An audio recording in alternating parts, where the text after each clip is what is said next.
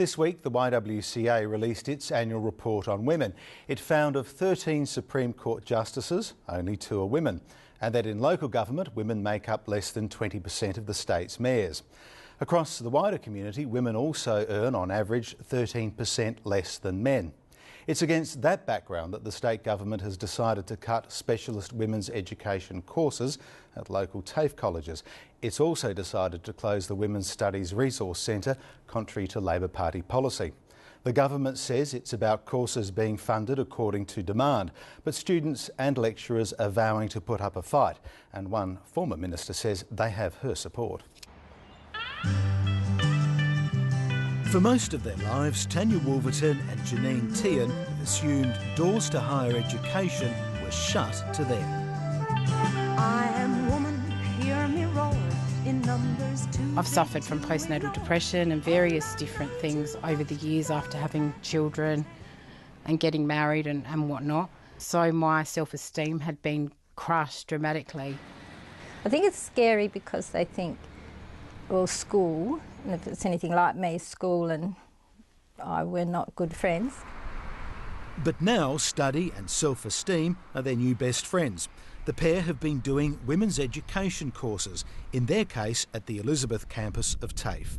It's a specialist program for women students only, and they say they no longer define themselves as education outsiders. It's just opened up a whole new world to me, you know. It's given me so much more confidence, and I can see that I can be a useful citizen for the next 40 years. Thank you. I'm looking at a law degree, and it really seems possible. If you asked me 2 years ago, there is no way I would have said, I'm actually considering a law degree.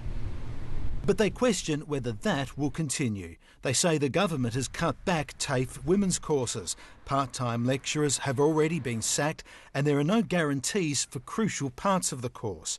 The government argues it's just cutting back on less popular electives.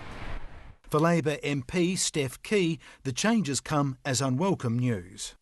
Well, I've certainly got some concerns, and they've been raised by the public to me, and also some of the lecturers and teachers in the TAFE area and some of the other adult and community education areas. So, as I said, I'm seeking briefings from the relevant ministers to make sure that these courses are going to continue to be provided. So I'm waiting for that answer at the moment.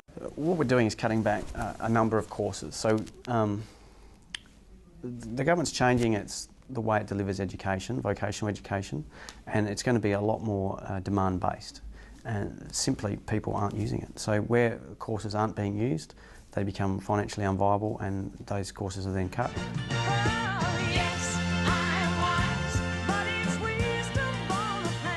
Some argue it's part of a broader assault on women's education. The Women's Studies Resource Centre was established as part of the same movement of social change and reform that led to women's studies. According to MARILYN, it is now the largest collection of literature for and by women in the Southern Hemisphere. I've personally put enormous amounts of time in as a volunteer to try to keep this together. 10 years ago, when the former Liberal government cut funding, the Labor opposition complained bitterly. Now, despite party policy, the Rand government has done the same, forcing the centre to close. MARILYN Rolls' strongest condemnation is reserved for the Minister for Women, Gail Gago. So we hoped that she would advocate strongly for us as a women's service, and we've been disappointed. I can't say more strongly than that we expected that she would support us more than she apparently has. Well, has she failed? That might be... Yes, I think I would use the word failure. Gail Gago says she has lobbied for the collection to remain accessible and recognised. The important parts of that collection that are not duplicates and everything else have been moved into the State Library. We still fund the State Library, so we're funding the collection. I mean, the collection is probably more accessible now than it's ever been. There's also an argument that in this day and age, the internet can do much the same job as the centre. It's clear there is a philosophical divide here over how to provide women's education. The Minister argues many of the 70s social movements have achieved much of their goals, so why stick slavishly to the past? The whole point was to change society, so at some point society is going to be changed enough. But There's still enough demand for the course overall. It's just a few of the electives that we've cut back. But that's rejected by people like Dr. Pamela SCHULZ, who argue change and the internet have not come for all. She taught women's studies in the 70s and 80s. There are still generations that have not had a working male or a working female in their family. And we need to be able to offer every opportunity for people to get off that dependency treadmill. She and others say they are the living proof of the value of such courses. Among other things, Pamela SCHULZ now chairs the Defence Reserve's Support Council. Yes, I can safely say that if it hadn't been for my time as a lecturer in women's studies, there is no way I would be doing what I am today. Where would you be if that door hadn't been opened for you? I think I'd probably still be working at Harris Scarf's transport office as a dispatch clerk. The question, they argue, is whether women in the future will have the same opportunity.